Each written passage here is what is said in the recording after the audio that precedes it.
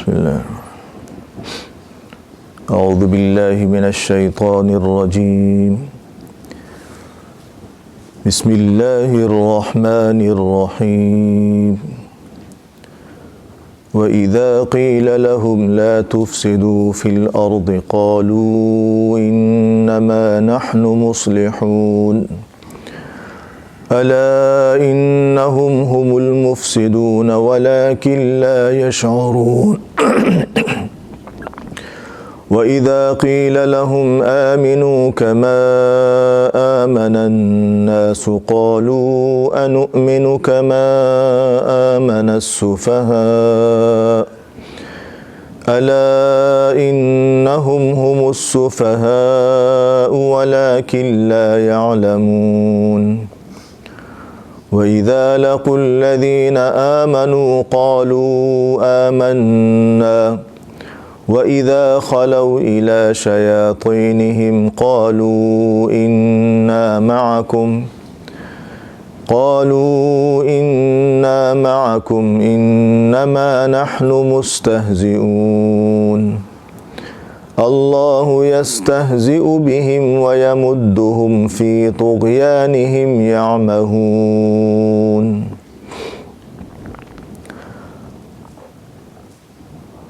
صدق اللہ العظیم۔ سورۃ البقرہ آیت نمبر 11 ہم آج پڑھیں گے۔ اس سے پہلے جو بات چل رہی تھی تو منافقین کے متعلق چل رہی تھی کہ ایک تو وہ کافر ہوتے ہیں جو کھلم کھلا کافر ہوتے ہیں، اور ایک یہ کہ ظاہر میں اپنے آپ کو مسلمان ظاہر کرتے ہیں اور اندر میں کچھ اور ہوتے ہیں۔ تو ان کے متعلق ان کی جو برائیاں ان کے اندر ہیں، کافروں کے متعلق تو بڑا مختصر اللہ نے بیان کر دیا، ان الذین کفروا سواء علیہم اانذرتہم ام لم تنذرہم لا یؤمنون، ویسا ختم۔ لیکن ان کے بارے میں بڑی تفصیل کی ہے، کیونکہ ان کا کفر بڑا شنیع قسم کا ہے اور بہت برے قسم کا کفر ہے ان کا۔ تو دو برائیوں کا ذکر ان کا ہو چکا تھا، اور دو ان کی مزید قباحتیں اور برائیاں جو ان کے اندر ہیں اس کا ذکر آج ہونا ہے۔ اس کے لیے تھوڑا سا اگر کرنے ون لائنر جی، اس کے لیے جو بیٹھا ہے یہ صاحب کے لیے he understand Urdu inshallah you want to learn Urdu inshallah okay تو وَإِذَا قِيلَ لَهُمْ تو پچھلی دفعہ ہو چکا تھا میں خیر۔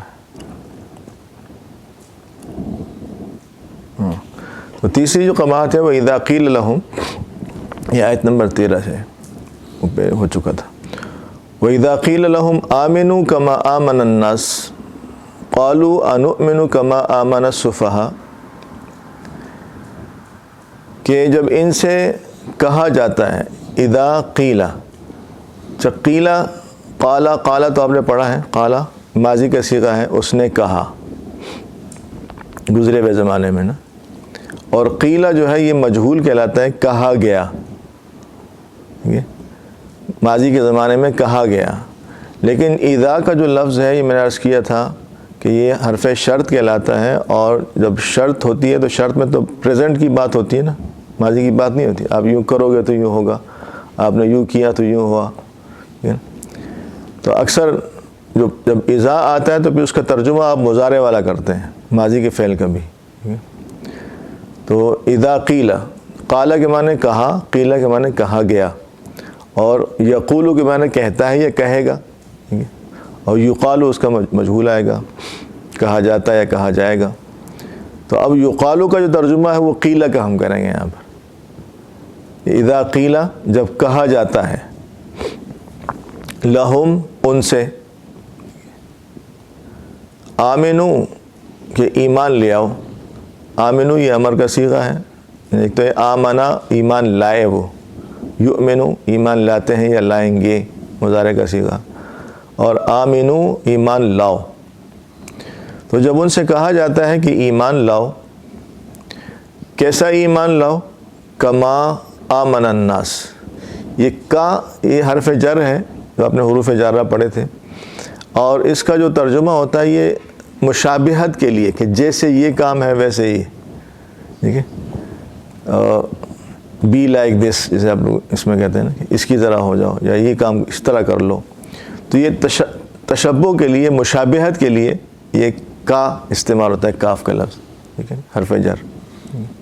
جیسے میں کہوں کہ جی امر کا زیدن، امر بالکل زید کی طرح ہے. ٹھیک ہے، زید کل اسد، زید جو ہے تو شیر کی طرح ہے، بہادر ہے. تو یہ مشابہت بتانے کے لیے آتا ہے. تو ایمان لاؤ، کیسا ایمان لاؤ؟ کما آمن الناس، کہ جیسے ایمان لائے ہیں لوگ. آمنا ایمان لائے ہیں، یہ بھی ماضی کا صیغہ ہے. الناس لوگ، جیسے لوگ ایمان لائے ہیں تم بھی ایمان لاؤ. تو لوگوں سے مراد کیا ہے؟ لوگوں سے مراد یہاں صحابہ ہیں، کیونکہ حضور پاک صلی اللہ علیہ وسلم کے زمانے میں جو ایمان لائے تھے وہ کون تھے؟ وہ صحابہ تھے. ٹھیک ہے، ہم لوگ تو تھے نہیں اس وقت. تو یہاں ناس سے مراد صحابہ ہیں، کہ جیسا ایمان صحابہ لائے ہیں ایسے ایمان تم بھی لے آؤ. اچھا، ما جو ہے یہاں، ما اس کو مصدریہ بھی کہتے ہیں، کہ ما آگے جو فعل آ رہا ہے آمنا، اس کو مصدر کے معنی میں کر دیتا ہے. یعنی مصدر کا معنی اب تو آپ سمجھتے ہیں جیسے کھانا پینا بولنا چلنا، ایمان لانا، اس میں کوئی زمانہ نہیں ہوتا. تو یہ ترجمہ ہو سکتا ہے کہ آپ صحابہ کے ایمان لانے کی طرح ایمان لاؤ. پر خلاصہ یہ کہ جس طرح صحابہ ایمان لائے ہیں تو صحابہ کے ایمان کی طرح تم بھی ایمان لے آؤ. قالو، تو یہ جواب میں کہتے ہیں. اب قالو بھی ماضی کا صیغہ ہے، ان سب نے کہا. قالا قالا قالو، ان سب نے کہا. قالو جیسے عبدو آپ نے پڑھا تھا اس میں، تو قالو باب الگ ہے. تو ان سب نے کہا، لیکن یہاں اسی اذا کا اثر چل رہا ہے ابھی. یہ اس اذا جو شرط ہے اس کا جواب چل رہا ہے، جواب شرط. تو یہاں بھی آپ ترجمہ وہی مضارع والا کریں گے. تو قالو اس کا ترجمہ کریں گے یقول والا، کہ وہ کہتے ہیں. یقولون، قالو کا ترجمہ یقولون والا، کہ وہ کہتے ہیں. کیا کہتے ہیں؟ انؤمنو، کیا ہم ایمان لے آئیں؟ یہ جو لفظ ہم اس کے معنی کیا، حرف استفہام کہتے ہیں، یعنی سوال پوچھنے کے لیے. حل کا لفظ بھی لاتے ہیں، کا لفظ بھی لاتے ہیں. تو کیا نؤمنو یہ مضارع کا صیغہ ہے، ہم سب ایمان لے آئیں. تو کیا ہم ایمان لے آئیں؟ کما آمن السفہاء، جیسا کہ، وہی مشابہت والا ترجمہ کاف کا، جیسا کہ ایمان لائے ہیں. اس سفہاء سفیہن کی جمع ہے، سفیہ کے معنی بیوقوف کے، سفہاء اس کا پلورل ہے. تو جس طرح یہ بیوقوف لوگ ایمان لائے ہیں ہم اس طرح ایمان لے آئیں. کیا ہم اس طرح ایمان لے آئیں؟ تو یہ جو حمزہ استفہام کا ہے یہ اصل میں انکار کا ہے. بعض اوقات آدمی سوال پوچھتا ہے لیکن وہ سوال پوچھنے کے لیے نہیں ہوتا ہے، وہ انکار کے لیے ہوتا ہے. ٹھیک ہے نا. میں نے آپ کو کہا کہ بھئی آج جو ہے نا فلاں کے پاس ملنے جانا ہے، مثال کے طور پر آپ کی اس سے طبیعت لگتی ہے. آپ نے کہا کیا میں اس کے پاس ملنے جاؤں گا؟ کیا میں اس کے پاس ملنے جاؤں؟ کیا میں اس سے ملوں؟ تو مطلب یہ ہے کہ میں نے اس سے نہیں ملنا ہے. ٹھیک ہے. تو یہ حمزہ جو استفہامیہ ہے یہ انکار کے لیے آتا ہے. تو گویا کہ انکار کر رہے ہیں کہ جس طرح کہ یہ لوگ ہیں اس طرح ہم ایمان نہیں لا سکتے. اور ایک قسم کا گویا کہ تمسخر کے طور پر اور مذاق کے طور پر کہ یہ غریب لوگ ہیں صحابہ اور سادے لوگ ہیں، کم پڑھے لکھے لوگ ہیں، جیسے صہیب رومی ہیں، عمار بن یاسر ہیں، بلال حبشی ہیں، یہ دیہاتوں کے رہنے والے اور سادے سودے لوگ ہیں. ہم تو بڑے پڑھے لکھے سمجھدار اپ ٹو ڈیٹ اور پتہ نہیں کیا کیا. تو ہم جتنی سمجھ ان کی تھوڑی ہے کیا ہم ان جیسے ہو جائیں. اکثر یہ ہوتا ہے کہ عام طور پر دیندار طبقے کو لوگ کم پڑھا لکھا اور سادہ ہی سمجھتے ہیں، اگرچہ وہ جتنا ہی پڑھا لکھا ہو. بعض اوقات تبلیغی جماعت میں بڑے بڑے لوگ ہوتے ہیں، ڈاکٹر ہیں، انجینئر ہیں، بڑے بڑے عہدوں پر لوگ ہوتے ہیں، لیکن وہ جب تبلیغ میں لگتے ہیں تو ان کی داڑھی، ٹوپی، پگڑی سادی سی، تو لوگ سمجھتے ہیں کہ شادی بیچارے بھی ان کو بھی ایسی ہی جب بتاتے ہیں کہ بھائی ہم بھی یہ کام کرتے ہیں تو پھر وہ ہل جاتے ہیں کہ یار. تو ایسا نہیں ہوتا. اچھا، بعض جو عقل مندی ہے وہ تو تعلیم دنیاوی یعنی مال و دولت اور ان چیزوں کے اندر تو نہیں ہے نا. ضروری تو نہیں کہ آدمی غریب ہے تو عقل مند نہ ہو، سمجھدار نہ ہو. اور اصل سمجھداری تو دینداری ہے کہ جس آدمی کے اندر دینداری نہیں اس میں سمجھداری کا ہے کو، جس کو اپنے اصل فیوچر کی فکر نہیں ہے. دنیا میں اگر کوئی ایسا ہے کہ جو پڑھتا نہیں ہے، تعلیم نہیں حاصل کرتا، وہ نہیں کرتا، سب کہتے ہیں یار تمہیں اپنے فیوچر کی فکر ہی نہیں ہے. تو یہ تو بہت مختصر فیوچر ہے نا جس کی ہم فکر کرتے ہیں. اصل فیوچر تو یہ ہے کہ مرنے کے بعد جو ہمیشہ کا ہے کہ جو کبھی ختم ہی نہیں ہوگا. تو وہ آدمی جس کو اپنے ریئل فیوچر کی فکر ہی نہیں ہے، اس سے بڑا بیوقوف کون ہو سکتا ہے. تو اصل تعلیم یافتہ، اصل سمجھدار وہ نہیں ہے کہ جو آخرت سے غافل ہے، بلکہ اصل سمجھدار تو وہ چاہے اس کے پاس تعلیم کم ہے، چاہے وہ دیہات کا رہنے والا ہے، چاہے وہ ظاہری شکل و صورت اس کی ایسی نہیں ہے، لیکن اگر وہ اللہ کو راضی کرنے میں اور اپنے آخرت کی تیاری میں لگا ہے تو اصل عقل مند تو وہ ہے. باقی تو یہ بیوقوف ہیں.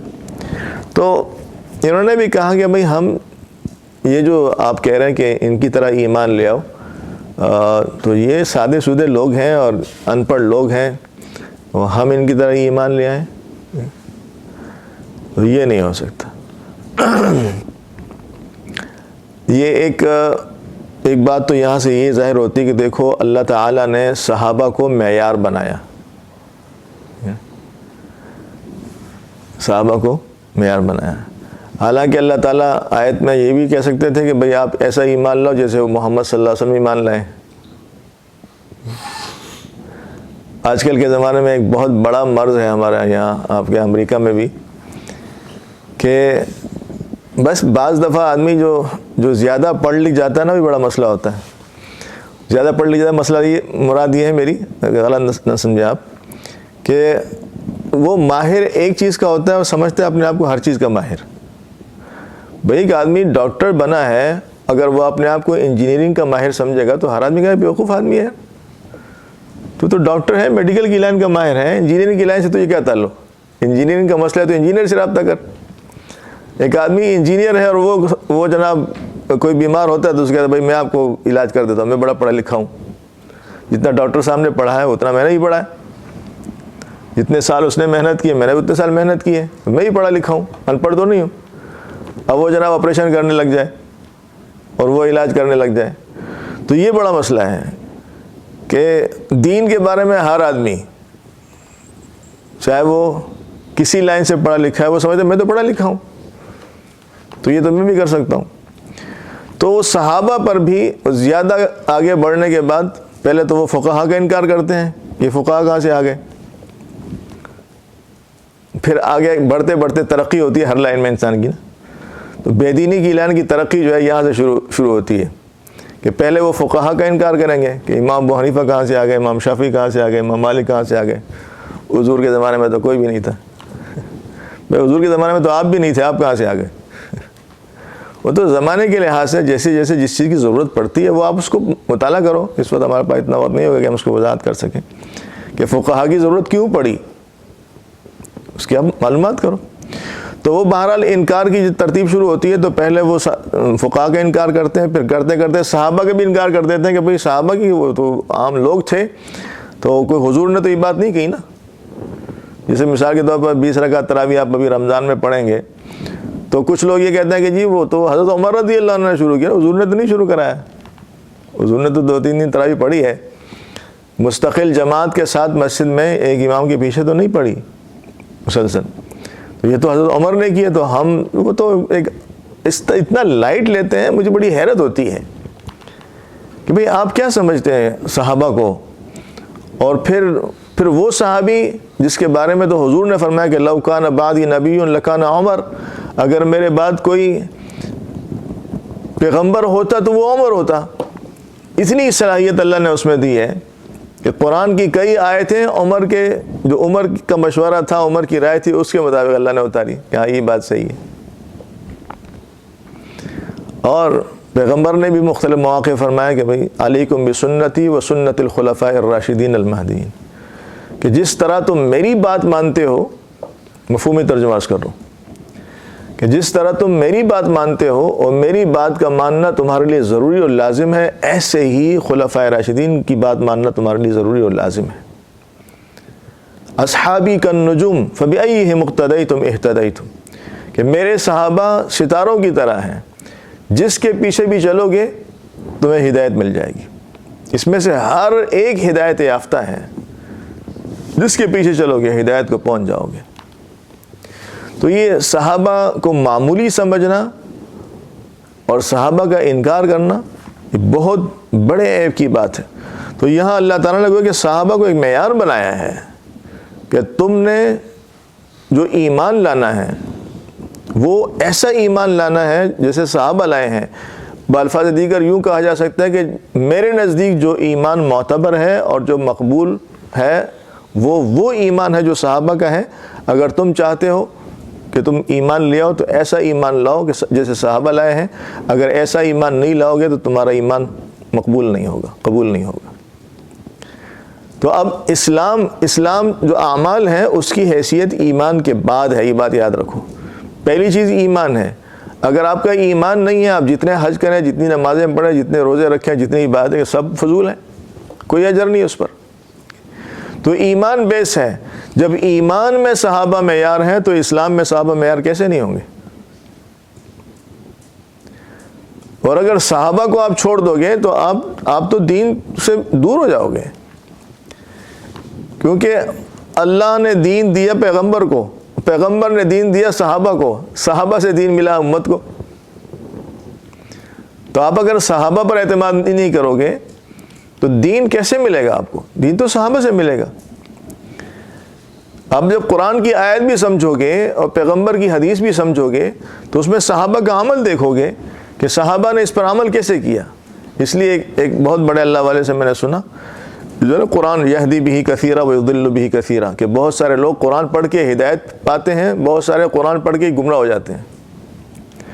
تو ان کا جملہ تھا کہ قرآن کو صحابہ کی زندگی پر سمجھو گے تو ہدایت ملے گی، اور قرآن کو صحابہ کی زندگی سے ہٹ کر سمجھو گے گمراہ ہو جاؤ گے. اور بعض جگہ تو بڑی سخت بات، اس دن ایک بزرگ بات فرما رہے تھے کہ وَمَن يُشَاقِقِ الرَّسُولَ مِن بَعْدِ مَا تَبَيَّنَ لَهُ الْهُدَى وَيَتَّبِعْ غَيْرَ سَبِيلِ الْمُؤْمِنِينَ نُوَلِّهِ مَا تَوَلَّى وَنُصْلِهِ جَهَنَّمَ وَسَاءَتْ مَصِيرًا. کہ یہاں بھی جو غیر سبیل المؤمنین ہے، ایمان والوں کے راستے کے علاوہ کوئی راستے اختیار کرتے ہیں، تو اس سے مراد صحابہ ہیں، کیونکہ اس زمانے کے مومنین تو وہ تھے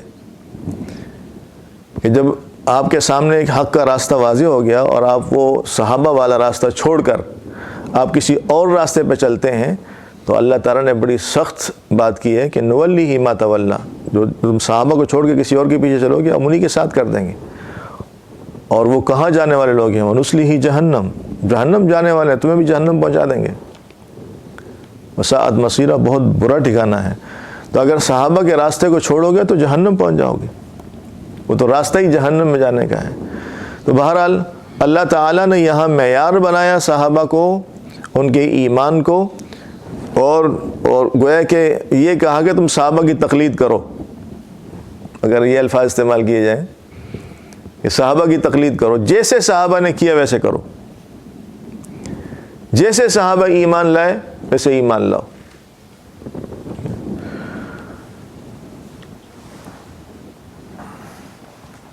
تو جب ان سے کہا جاتا ہے کہ تم ایمان لاؤ جیسے کہ ایمان لائے صحابہ، تو کہتے ہیں کیا ہم ایسا ایمان لائیں؟ قالوا انؤمن، کیا ہم ایمان لائیں کما آمن السفہاء، کہ جیسے ایمان لائے ہیں یہ سفہاء.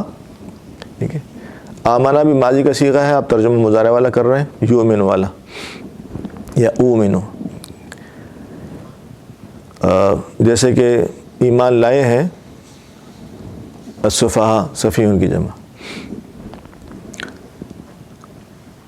الا انہم ہم السفہاء ولکن لا یعلمون. لا الہ الا اللہ استغفر اللہ. اللہ تعالیٰ نے پھر ان کی بات کا رد کیا اسی بلیغ انداز سے اور بڑے شدت والے انداز سے کہ الا، خبردار، یہ تنبیہ والا لفظ ہے، غور سے سنو، متوجہ ہو جاؤ. الا انہم ہم السفہاء، ان یہ بھی بے شک کے معنی میں آتا ہے، پہلے اس کا ترجمہ گزر چکا ہے. اور ہم ضمیر ہے، الا غور سے سنو، متوجہ ہو جاؤ، خبردار ہو جاؤ. انہم بے شک وہ، ہم السفہاء یعنی یہ جو کہنے والے لوگ ہیں نا، اصل میں یہی لوگ سفہاء ہیں.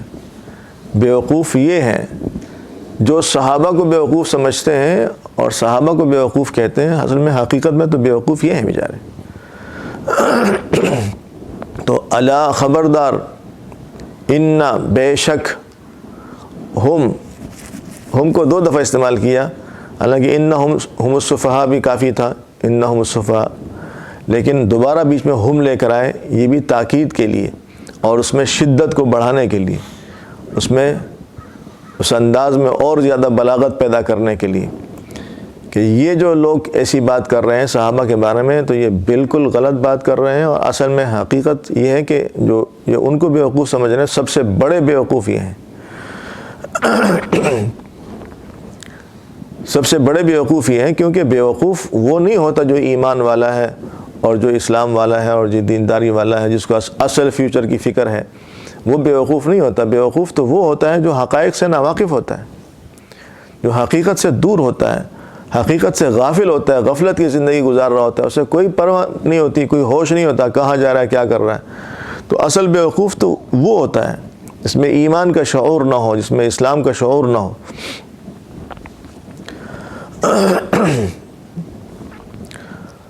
تو الا انہم ہم السفہاء ولکن لا یعلمون.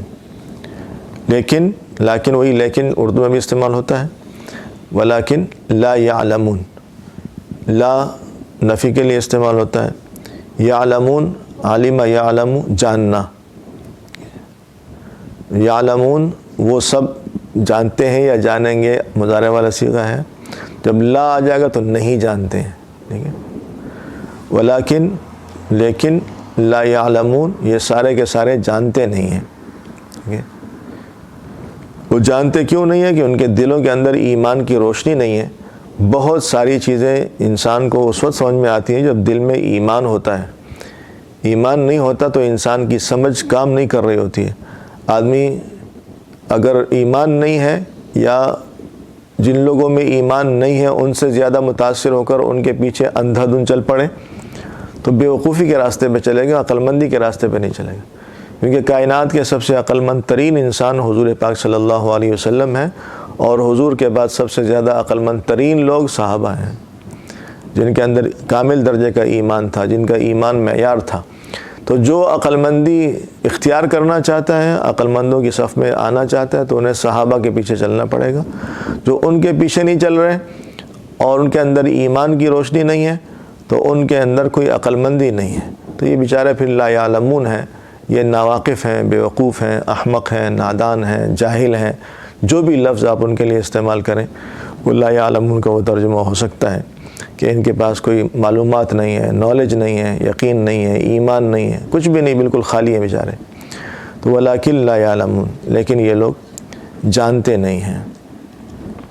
تو یہ ایک برائی منافقین کی جو ذکر کی کہ وہ صحابہ کو بیوقوف سمجھتے ہیں اور صحابہ کی اقتداء کرنے کو، صحابہ کی تقلید کرنے کو تیار نہیں ہیں، اور ایک قسم کا مذاق اڑاتے ہیں، تمسخر اڑاتے ہیں۔ بعض اوقات یہ بھی ہمارے زمانے میں بھی عام ہے، اللہ تعالی ہم سب کو معاف فرمائے، کہ دین اور دینی لوگوں کا بعض اوقات مذاق اڑاتے ہیں۔ یعنی مثال کے طور پر جیسے داڑھی ہے، اب ایک تو یہ کہ آدمی نے داڑھی نہیں رکھی اور وہ سمجھتا ہے کہ یار وہ داڑھی رکھنی چاہیے، حضور پاک صلی اللہ علیہ وسلم کی سنت ہے، اور علماء اس کو واجب کہتے ہیں، واجب کے درجے میں، کیونکہ یہ سنت فطرت ہے۔ سنت فطرت کسے کہتے ہیں؟ خیر تو اللہ کی موضوع ہو جائے گا، لیکن آگے تو ذکر کر دوں۔ سنت فطرت کہتے ہیں جیسے آپ کی ناک ہے، آپ کے کان ہے، یہ سنت فطرت ہے، اللہ نے بنائے ہیں۔ کان کوئی کاٹتا ہے کہ میرا کان جو ہے اس کو تھوڑا کاٹوں، صاف کروں، ایسا نہیں ہوتا۔ تو یہ سنت فطرت ہے داڑھی، لیکن وہ رکھتا بھی نہیں ہے اور الٹا مذاق اڑاتا ہے۔ تو یہ بہت بڑا مسئلہ ہے، گناہ کرنا، نیکی نہ کرنا اور پھر نیکی کا مذاق اڑانا، ٹھیک ہے۔ اب نماز نہیں پڑھتے لیکن اپنے آپ گناہگار سمجھتے ہیں، تو پھر بھی اچھی بات نہیں ہے، لیکن چلو کچھ تو گزارا ہے، اور نماز بھی نہیں پڑھتے اور نماز کا مذاق بھی اڑاتے ہیں، پھر آپ کہاں پہنچیں گے؟ اس لیے علماء فرماتے ہیں کہ سنت کا مذاق اڑانا کفر ہے، سنت کا مذاق اڑانا کفر ہے، معمولی یعنی چھوٹی سنت کا مذاق اڑانا بھی کفر ہے۔ تو اس سے بہت احتیاط کرنی چاہیے، کسی دینی عمل کا مذاق نہیں اڑانا چاہیے۔ تو یہ جو ایک قباحت و برائی منافقین میں تھی وہ یہ تھی کہ وہ صحابہ کو کچھ سمجھتے نہیں تھے اور الٹا تمسخر کرتے تھے، مذاق اڑاتے تھے، اور یہ جو ان کا انداز ہے سوالیہ کہ انؤمن کما آمن السفہاء، تو یہ ایک مذاق والا انداز ہے اور یہ ایک انکار والا انداز ہے۔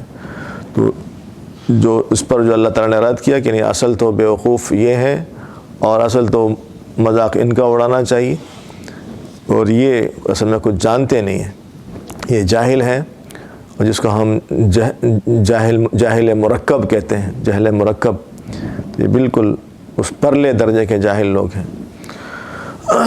چوتھی برائی ان کے اندر، وَإِذَا لَقُوا الَّذِينَ آمَنُوا قَالُوا آمَنَّا وَإِذَا خَلَوْا إِلَىٰ شَيَاطِينِهِمْ قَالُوا إِنَّا مَعَكُمْ إِنَّمَا نَحْنُ مُسْتَهْزِئُونَ۔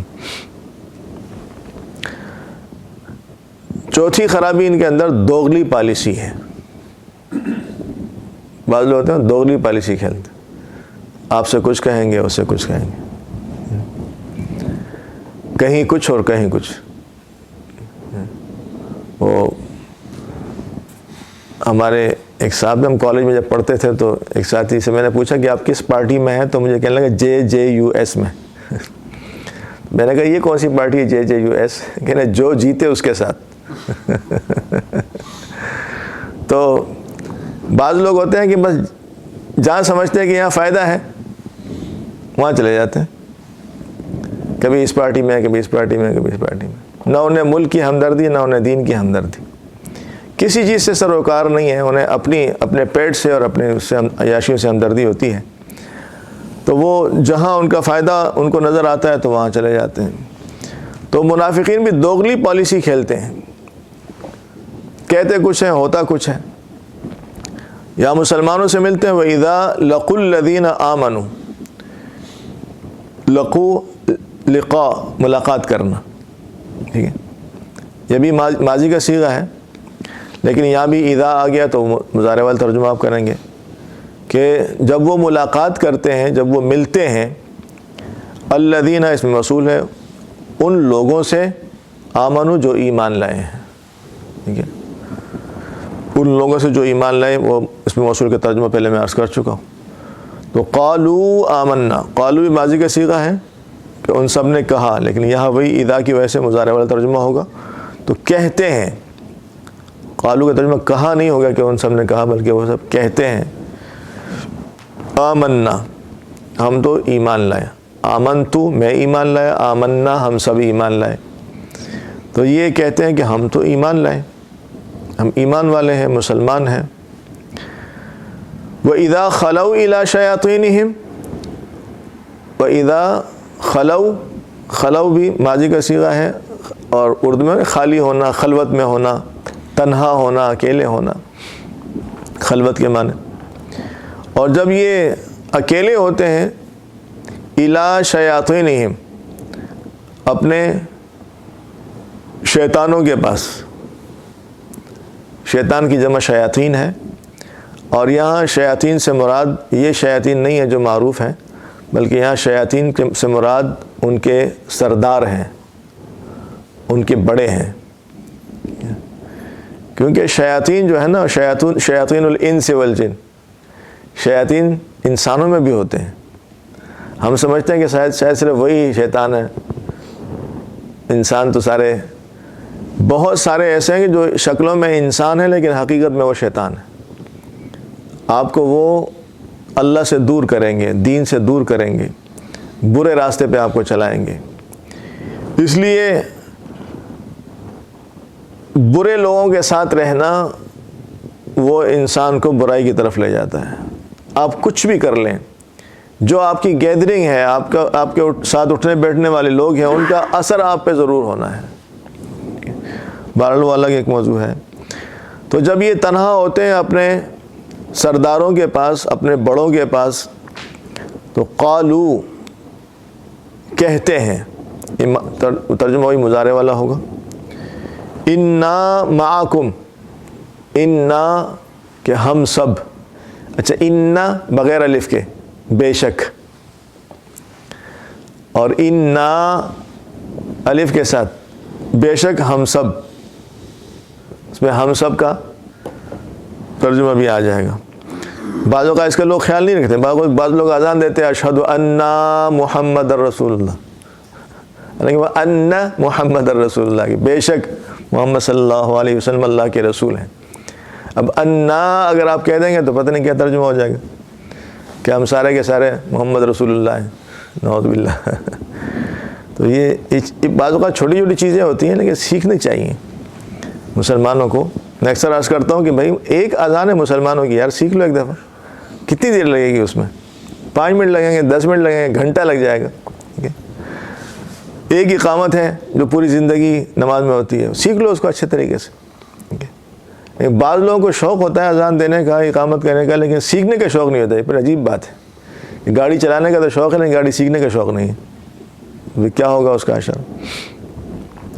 تو قالو کہتے ہیں کہ انا معکم، یہ اپنے سرداروں سے، اپنے بڑوں سے، اپنے شیاطین سے کہتے ہیں کہ ہم تو تمہارے ساتھ ہیں۔ اب بھائی جب وہ کہتے ہیں بھائی تم جب ہمارے ساتھ ہو تو پھر ان کے ساتھ تمہارا اٹھنا بیٹھنا، ان کے ساتھ تمہارا آنا جانا، ان کے ساتھ تمہارے تعلقات، تو کہتے ہیں کہ انما نحن مستہزئون، کہ ہم تو ان کے ساتھ ایسے ہی مذاق کر رہے ہیں اور ڈرامہ کر رہے ہیں ان کے ساتھ، ہم حقیقت میں تو تمہارے ساتھ ہیں، حقیقت میں ان کے ساتھ نہیں ہیں۔ تمہارے ساتھ ہونے کا کیا مطلب ہے؟ کہ جو تمہارا عقیدہ ہے، تمہارا ایمان ہے، وہ ہمارا ہے، جس دین پر تم ہو اس دین پر ہم ہیں۔ اچھا انما، یہ جو کلمہ ہے انما، تو یہ حصر کے لیے استعمال ہوتا ہے۔ حصر سمجھتے ہیں نا کہ کسی چیز کو آپ چاروں طرف سے گھیر لیتے ہیں، اس کو حصر کہتے ہیں۔ یعنی جب انما کا لفظ آتا ہے تو اس سے مراد یہی بات ہے، اس کے علاوہ کوئی اور بات نہیں ہے، اس کو کلمہ حصر بھی کہتے ہیں۔ تو انما نحن مستہزئون، ہم تو، نحن ہم، مستہزئون یہ مسلمون کی طرح اس میں فاعل ہیں، مذاق کرنے والا، ٹھیک ہے، عابدن عبادت کرنے والا، مسلمون اسلام لانے والا، یہ اس میں فاعل کہلاتا ہے۔ تو مستہزئون ایک مذاق اڑانے والا، مستہزئون جمع ہے، اس کی پلورل ہے۔ تو انما نحن مستہزئون، نحن مستہزئون ہم مذاق کرنے والے ہیں، یہی بات ہے، اس کے علاوہ کچھ نہیں ہے۔ انما کا ترجمہ یہ ہوگا، انما نحن مستہزئون، کہ ہم تو ان کے ساتھ ایسی مذاق کر رہے ہیں، حقیقت میں ہم تمہارے ساتھ ہیں۔ تو یہ ایک بڑی برائی جو منافقین کے اندر تھی، چوتھی برائی وہ یہ تھی کہ ان کے اندر دوغلی پالیسی تھی۔ مسلمان کو بالکل کریکٹ ہونا چاہیے، سیدھا ہونا چاہیے، دوغلی پالیسی نہیں ہونی چاہیے، حق بات کہے، صحیح بات کہے، ہاں اس میں ایسا انداز اختیار نہ کرے کہ جو کسی کو تکلیف دے، لیکن حق بات سے عام طور پر تکلیف ہوتی ہے. جب آپ کسی کے سامنے حق بات کہیں گے تو اس کو بعض اوقات تکلیف ہوگی. کوشش کریں کہ انداز نرم ہو. ہمارے استاد مولانا یوسف لدھیانوی صاحب رحمۃ اللہ علیہ اکثر فرمایا کرتے ہیں بھائی انداز نرم ہو، مسئلہ گرم ہو. بات اپنی مضبوط کریں، حق اور صحیح بات کریں، تھوڑا انداز نرم رکھیں، انداز مناسب رکھیں کہ اب اگلا آدمی آپ کی بات کو لے بجائے اس کے کہ متنفر ہو جائے اور لڑائی جھگڑے پر آ جائے، وہ الگ بات ہے. لیکن حق بات تو بہرحال کرنی چاہیے. جو کچھ کبھی ایک وقت میں کچھ، دوسرے وقت میں کچھ، ایک کے ساتھ کچھ، دوسرے کے ساتھ کچھ، تو یہ منافقانہ انداز ہے، یہ اللہ تعالیٰ کو پسند نہیں ہے. اگرچہ یہ اس کے ساتھ ہم نہیں لگا سکتے کہ جو مشرکین کا، منافقین کا تھا، وہ تو اسلام اور کفر کی بات تھی، لیکن یہ بھی بہرحال کسی درجے ان سے مشابہت ضرور ہے. اس لیے اس منافقت سے بچنا چاہیے، منافقانہ انداز سے بچنا چاہیے. اللہ تعالیٰ نے آگے فرمایا کہ یہ جو کہہ رہے ہیں نا کہ ہم مذاق کر رہے ہیں، تو اللہ یستہزئ بہم ویمدہم فی طغیانہم یعمہون. اللہ تعالیٰ ان کے ساتھ مذاق کرتے ہیں. اصل تو یہ ہے، یہ کیا مذاق کریں گے؟ اصل مذاق تو اللہ ان کے ساتھ کرتے ہیں. اللہ یستہزئ، استہزاء یستہزئ، یہ مضارع کا صیغہ ہے. تو یستہزئ، اللہ تعالیٰ مذاق کرتے ہیں، یعنی استہزاء کرتے ہیں ان کے ساتھ، بہم، ان کے ساتھ. با ساتھ کے معنی میں بھی آتا ہے. تو اللہ تعالیٰ ان کے ساتھ استہزاء کرتے ہیں. استہزاء کرنے کا انداز کیا ہے اللہ تعالیٰ کا؟ کہ یمدہم فی طغیانہم یعمہون. مد یمد، ڈھیل دینا. مد، اب نے سنا کہ قرآن میں مد کرو، کھینچو اس کو، تو کسی چیز کو کھینچنا یا ڈھیل دینا. تو اللہ تعالیٰ ان کو ڈھیل دے دیتے ہیں. یہ جو سرکشی کر رہے ہیں اور بدماشیاں کر رہے ہیں، چلو کرو، کتنا کرو گے؟ بعض اوقات آپ نے دیکھا ہوگا، یہاں تو نہیں لیکن عام طور پر ہوتا ہے، کوئی جانور ہے، کوئی چیز ہے، گلے سے باندھا ہوا، اس کو رسی ڈھیلی کر دیتا نا، وہ دوڑنے لگ جاتا ہے کہ میں شاید آزاد ہوں، جو مرضی کروں. لیکن کسی حد تک جاتا ہے، پھر ایک دم رسی کھینچ لیتے ہیں اس کی، کہاں جا رہا ہے؟ گردن سے بندھا ہوتا ہے، ایک دم اس کو واپس کھینچ لیتے ہیں، کہاں جائے گا؟ تو بعض اوقات آدمی بے دینی میں جا رہا ہوتا ہے اور سمجھا بس میں تو جو کروں بدماشی ہے، ایسی میری مرضی ہے. ایسی بات نہیں ہے. ہر چیز اللہ کے کنٹرول میں ہے.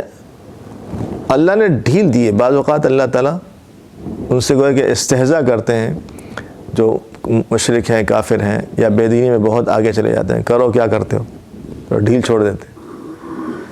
لیکن رسی تو بالآخر اللہ ہی کے ہاتھ میں ہے.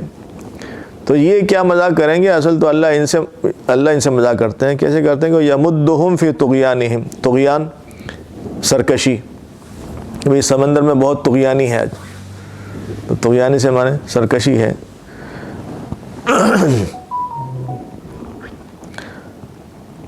وَيَمُدُّهُمْ فِي طُغْيَانِهِمْ يَعْمَهُونَ. یعمہون کے معنی ہے سرگرداں ہونا اور اس سرکشی میں گویا کہ مصروف ہونا اور اسی میں مگن ہونا. تو یہ اس کی حالت یہ ہے، یہ حال ہے اس کا کہ یمدہم فی طغیانہم یعمہون، کہ اللہ تعالیٰ ڈیل دے دیتے ہیں ان کو. یمد ہم، ان کو، فی طغیانہم، ان کی سرکشی میں. فی حرف جر ہے، طغیانہم یہ مضاف مضاف الیہ ہے. ان کی طغیانی، ان کی طغیانی میں، ان کی سرکشی میں اللہ تعالیٰ ان کو ڈھیل دے دیتے ہیں. یعمہون، اس میں سرگرداں رہتے ہیں، اسی میں وہ مگن رہتے ہیں، ان کو کچھ اور نظر نہیں آتا. تو اصل مزہ تو ان کے ساتھ ہے. جب ایک دم جیسے موت آئے گی، اسرائیل آئے گا، ایک دم رسی کھینچی جائے گی، ایک دم ان کی آنکھ کھلے گی، او یہ کیا ہو رہا ہے. ہم کیا سمجھ رہے تھے اور یہ کیا ہو رہا ہے. تو اصل استہزاء تو یہ ہے.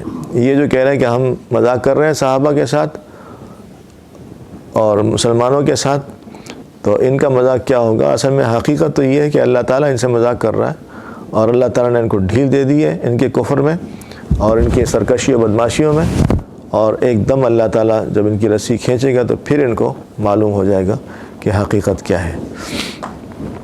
میں ایک دفعہ دوبارہ ترجمہ کر دیتا ہوں اس کا. وَإِذَا قِيلَ لَهُمْ، اور جب کہا جاتا ہے لَهُمْ ان سے، آمنو کہ ایمان لے آؤ، کما آمن الناس جیسا کہ ایمان لائے ہیں. ما مصدریہ ہے، یا انکار کے لیے نہیں ہے بلکہ مصدریہ معنی میں ہے کہ آمن الناس جیسے ایمان لائے ہیں لوگ، اور لوگ سے مراد یہاں صحابہ ہیں. قالو تو کہتے ہیں، انؤمنو کیا نؤمنو ہم ایمان لائیں، کما جیسا کہ آمنا ایمان لائے ہیں السفہاء یہ بیوقوف لوگ، یعنی نعوذ باللہ یہ صحابہ کے بارے میں کہہ رہے ہیں اس طرح.